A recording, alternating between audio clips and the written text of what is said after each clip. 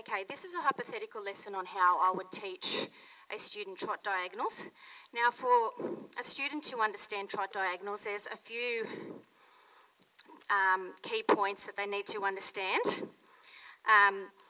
They need to be proficient in rising trot for a start, so they need to be able to understand the rhythm of a trot. So the up, down, meeting the diagonal on the ground, diagonal off the ground.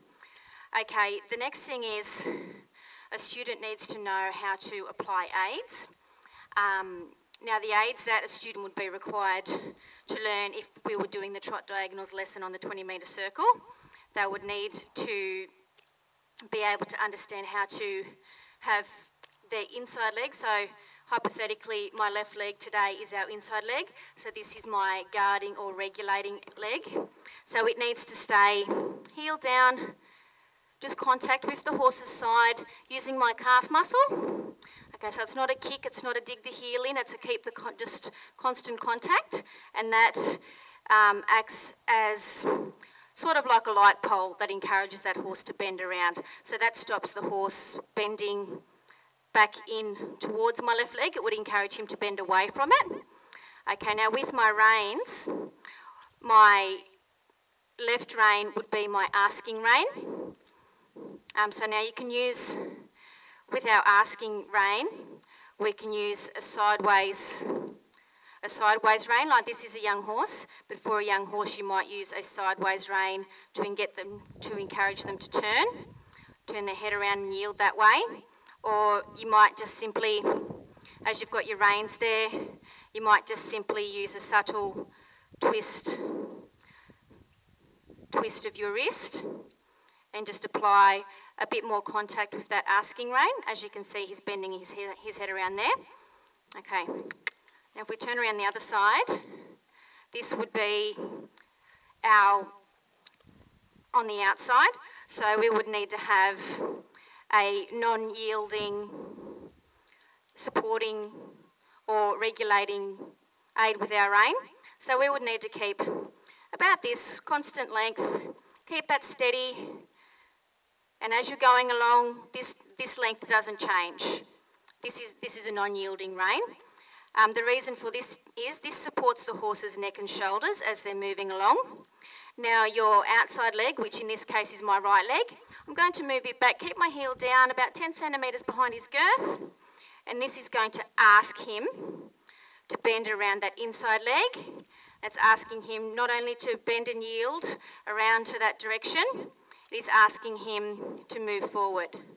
Okay, so when we use these aids in collaboration, the horse will move around in a collected circle, hopefully flexing through their neck, through the back, all throughout their body to develop all their muscles. So these are the aids that the students need to know how to apply when we're working on a trot on a 20-metre circle. We also need to know how to use our seat aids. So if we're looking at me now, our seat aids is if we want the horse to move forward, for example, what we would do is we would, if we're going in a straight line, we would yield our reins a little bit. We would we will clench our stomach muscles and tilt our pelvis backwards as if we were tilting a chair forward. If we're sitting on the edge of the chair and we wanted to tilt it forward,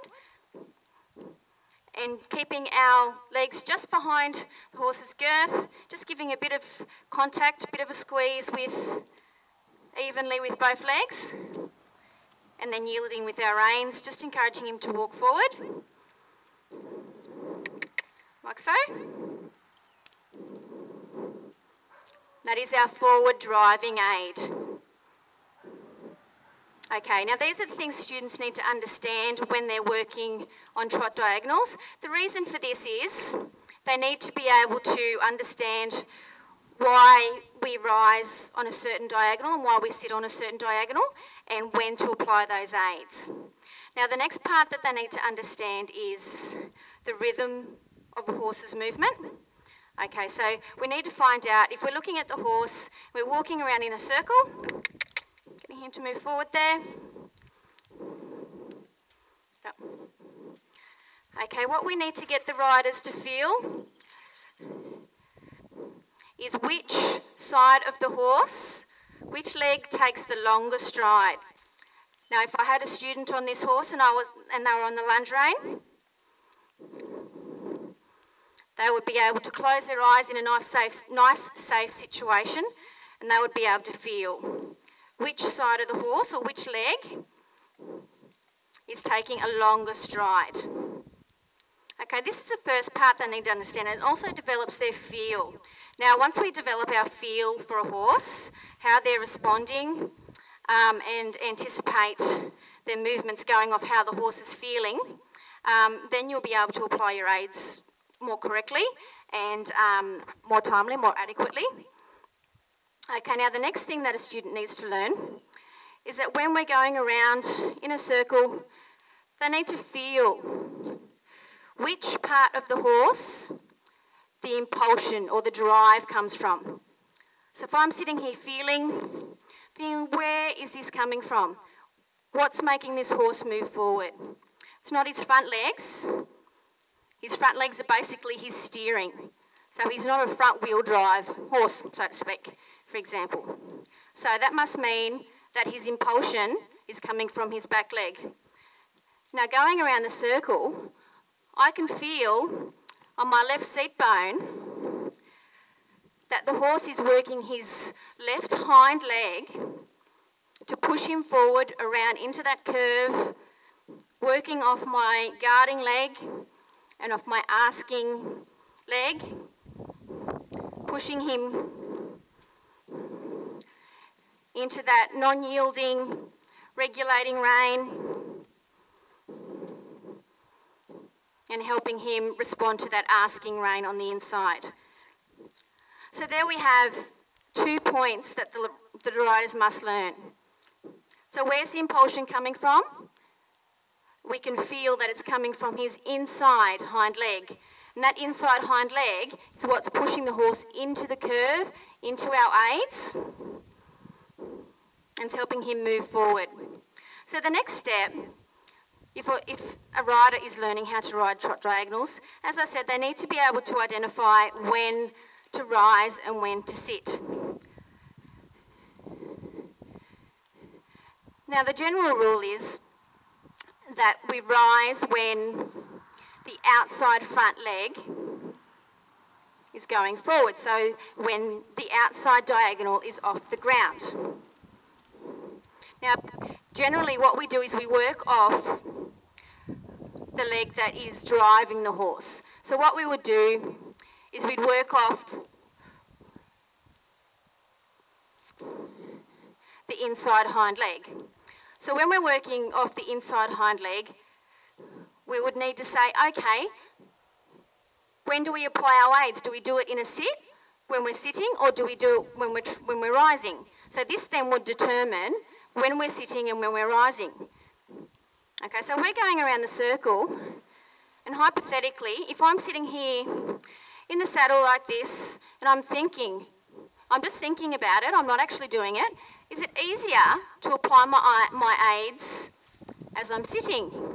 Or then I would ask the student to stand up into a 2-point seat, grab the mane if they need balance, and say, okay, have a think about it. Is it easier to apply your aids in a 2-point standing position, or is it easier to apply them in a sitting position?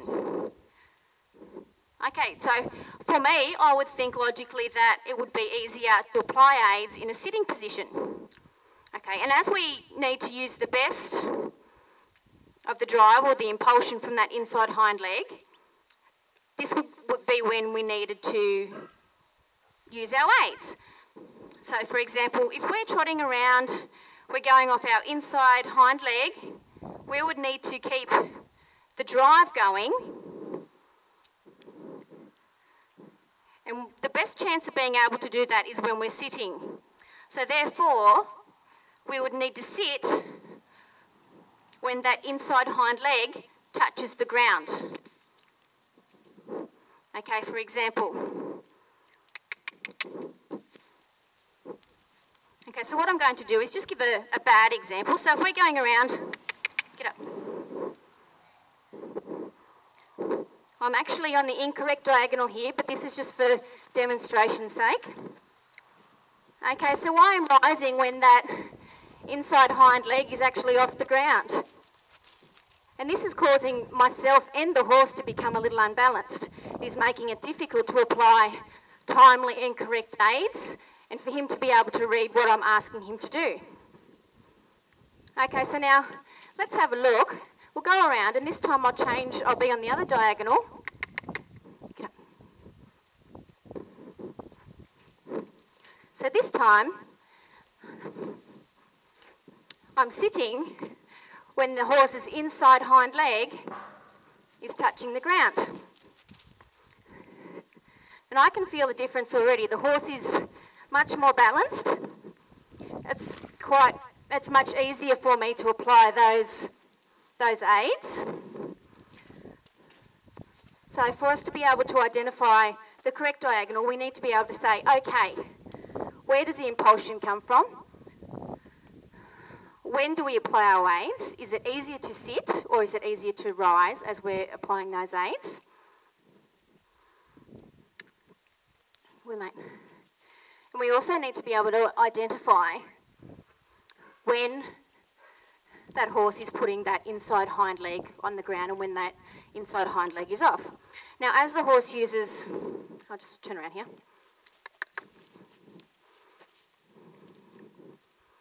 Now, unlike a walk where a horse has a 4-beat pace, where they would use one hind leg, then that foreleg, then the other hind leg, and then that foreleg, a trot is a 2-beat pace where the horse works in diagonal pairs. So if we have a look at Kingston's legs here, I've taped them up to make his diagonals easier to see.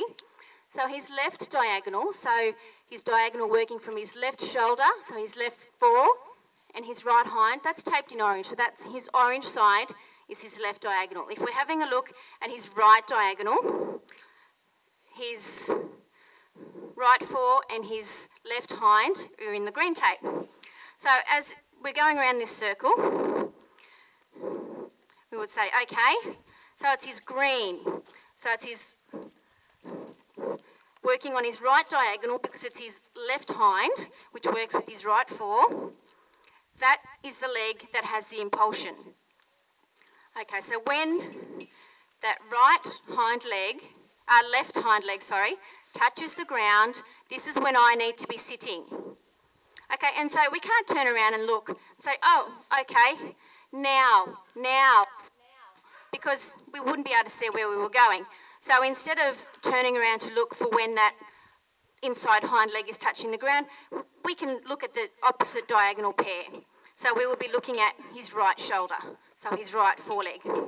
So what I would need to be doing is if I had a student on him, what I would get them to do, walking around, have them on the lunge.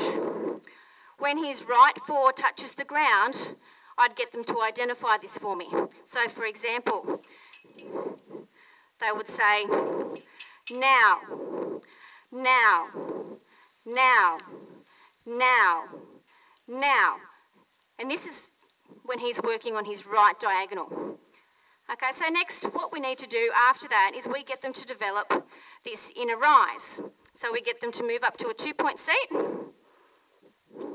just standing up, just looking over, and once again when that right fore touches the ground, just identifying that. Now, now, now, now, now. Now once the student got confident with this, what we'll do, the next step would be, okay, so you're standing up, and you're saying now, now, now. So when the student says now, they would need to sit. So I'll give a demonstration of this. So we're standing up, now, now, and then we'd introduce a sit. Now, now, now, now, now. Okay, so this would be how we would teach a student how to identify which diagonal they're on. So that way we would know that because this leg works in a diagonal pair with the inside hind, this is the one that we need to keep an eye on. So when this one is touching the ground, we need to be sitting. Okay, and so then we'd incorporate our aids. Okay, so when we're sitting, we're giving him that ask. It's easier to ask in a sit than it is to in a rise, as we've already discovered. And then we need to understand how the impulsion and how that longer strided side comes into it. Okay, so the reason we ride on the inside diagonal, so when the inside hind leg touches the ground, is A, because that's when we can apply our aids and we're sitting, but that is also so that the horse can stay balanced, as I just demonstrated a moment ago, going around to the right, but being on the left diagonal, the horse felt unbalanced. I wasn't able to apply my aids. So once again, just demonstrating at a trot. Come on.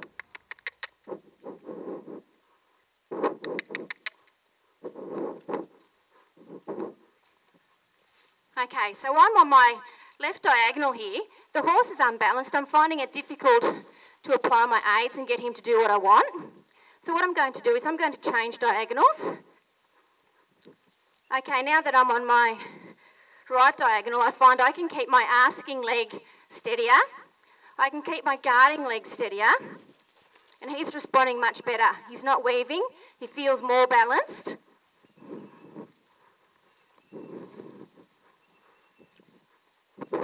Because he's not trying to take all the weight on that leg that's taking the shorter stride. Does that make sense? Okay, now the other component of teaching diagonals is learning when and how to change. Okay, some riders, they get out of rhythm. So I just turn around and go the other way, just to give them a bit of work both ways.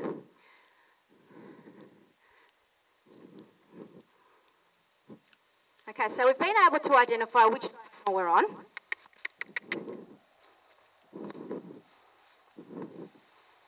Okay, so in this case I'm on my left diagonal, which is the correct diagonal. Now if it was the incorrect diagonal and I wanted to change my diagonal, instead of going down, down, down, down, down, down, down, I'd need to hold it for 2 beats. So I'd go down, down, up, down, up, down, up, down, up, down, up, down. And as you can see, this then puts me onto the other diagonal. So we just need to change our timing.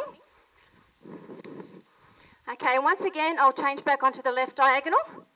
Okay, so I'm going to identify first off when his inside leg touches the ground. So his inside foreleg in this case, because I'm on the wrong diagonal. It's going down, down, down, down, down, down, up, down, up, down, up, down. And this allows me to change back to the correct diagonal.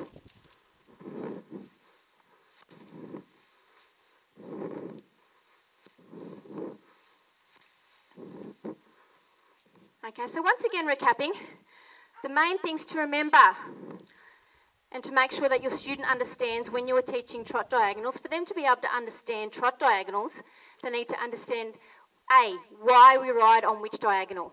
Why do we ride on the outside diagonal? That is because we're working off the inside hind leg, because this is the one that creates the impulsion. Number 2, it's easier to sit when we're working on that diagonal, because that's how we can apply our aids better. Some people might say it's easy to apply their aids standing up, but personally, the feel I have, and I'm sure a lot of people are the same, is that it's easier to apply my aids when I'm sitting in the saddle. Like I'm doing now, I can apply them how I want them, much more accurately than if I'm standing up like this and then I'm putting all the weight on my feet and then trying to move my legs and hands into the position I want them to be in as well. So it is easier to apply your aids in a sit. So that's why we work off the inside hind leg. So when the inside hind leg is pushing off on that ground, creating the impulsion, we have a look at their opposite diagonal, because they work in diagonal pairs. So when so the outside foreleg touches the ground, that's when we sit, because that then allows us to correctly apply our aids. And not only this, the reason for this is this outside leg is also the leg that takes the longer stride. And so when it touches the ground, you don't want to have your weight in the saddle while that horse is taking that longer stride, because that will throw the horse off balance. Okay, so once again, remembering our aids, our inside asking rein, and another important thing to remember with our aids too is, I'll demonstrate in a rein back. Now the horse is here, steady, he's standing. I'm going to ask him to take a step back.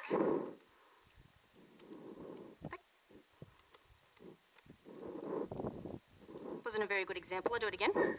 Asking him to take a step back. And when he's done as I asked, you reward that by yielding.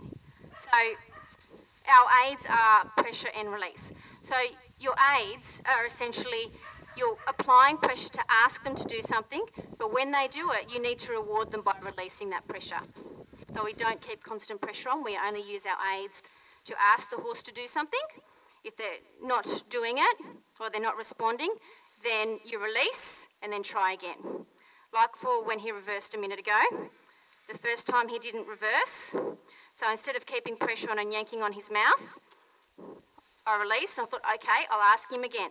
This time I'm putting more pressure in my heels, hands are down. Come on mate, back up. And then he's backed up, so I've rewarded him. Okay, so remembering our aids, when to apply them, why we apply them at a certain time, why we sit, and how to identify your diagonals are the things that we need to know to be able to correctly ride trot diagonals.